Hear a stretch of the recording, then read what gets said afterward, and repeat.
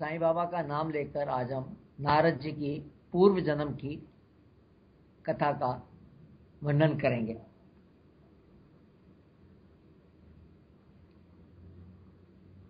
नारद जी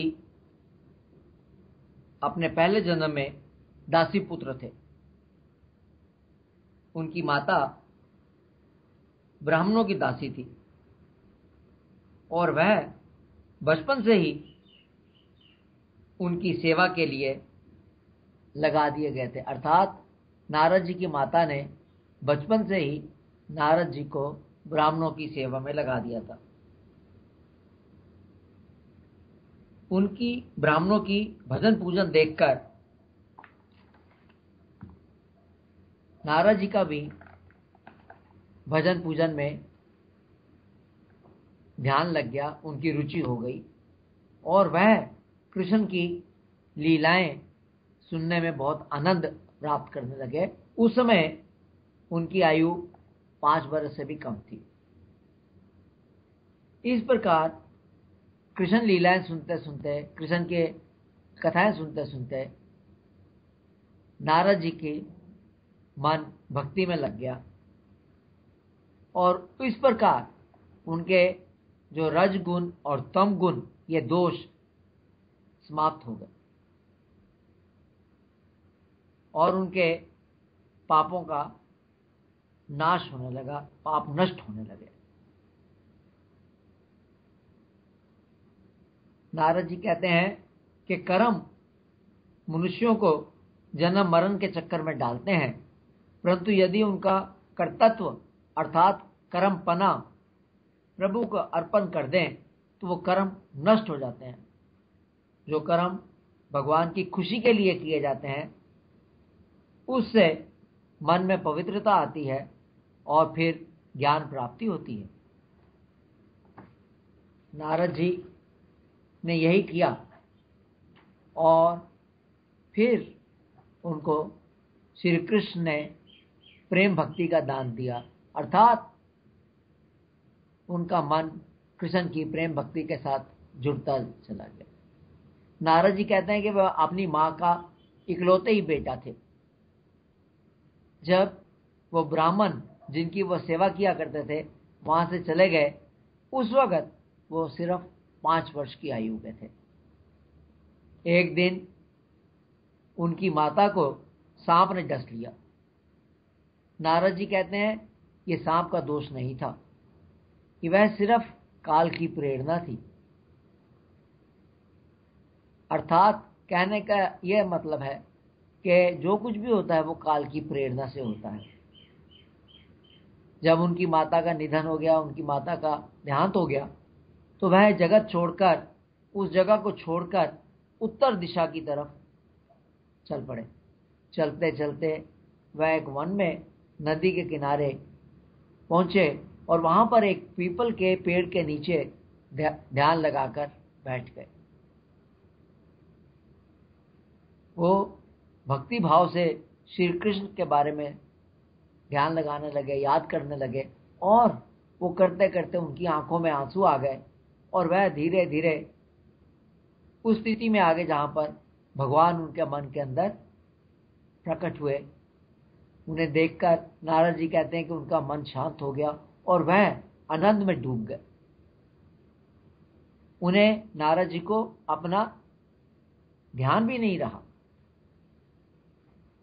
फिर वो भगवान का रूप उनके हृदय से लुप्त हो गया और कई बार प्रयत्न करने पर भी वो प्रभु को उस रूप में न देख सके।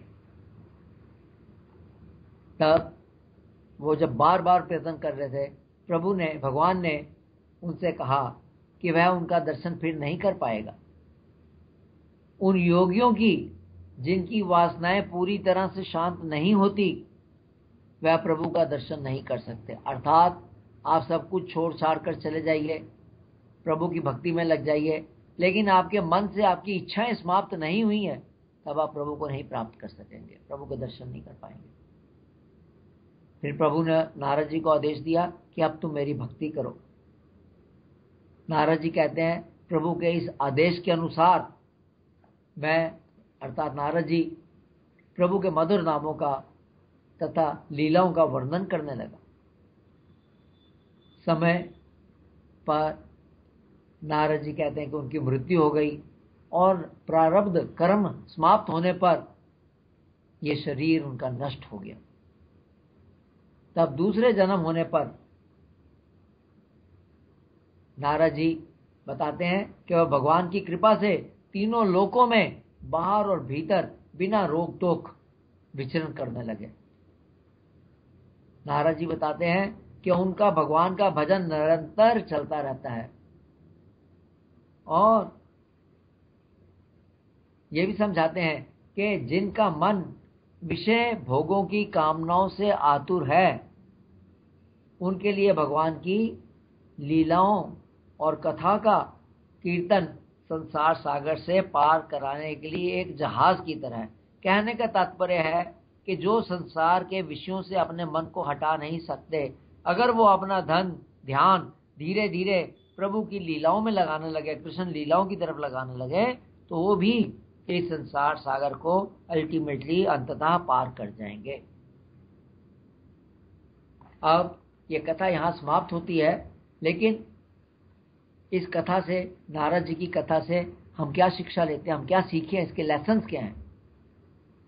तो पहली बात जो इस कथा से निकल कर आती है वो ये कि परमात्मा की प्राप्ति हमारे शास्त्रों के अनुसार कोई भी कर सकता है, चाहे वह किसी भी वर्ण जाति का अथवा आयु का हो। नारद जी दासी पुत्र थे तथा केवल 5 वर्ष की उनकी आयु थी। जो चीज ज्यादा महत्वपूर्ण है वह है प्रभु भक्ति। भक्ति से हमारे रजगुण और तम गुण ये नाश होते हैं, मन के अंदर पवित्रता आती है और पाप धीरे धीरे मिट जाते हैं।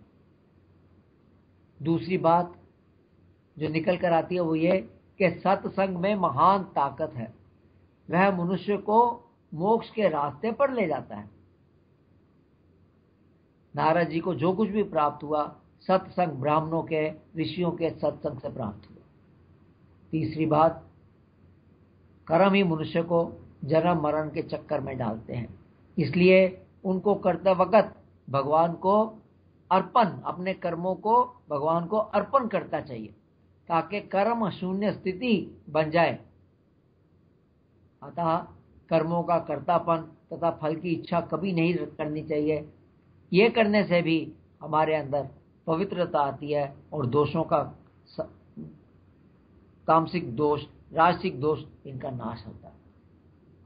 चौथी बात जो इस कथा से निकल कर आती है कि जब तक मन में संसारिक इच्छाएं हैं तथा वासनाएं हैं तब तक प्रभु प्राप्त नहीं हो सकते। भगवान की लीलाओं का भजन निरंतर करने से ये संसारिक इच्छाएं धीरे धीरे समाप्त हो जाती हैं और प्रभु प्राप्ति बहुत सहज हो जाती है।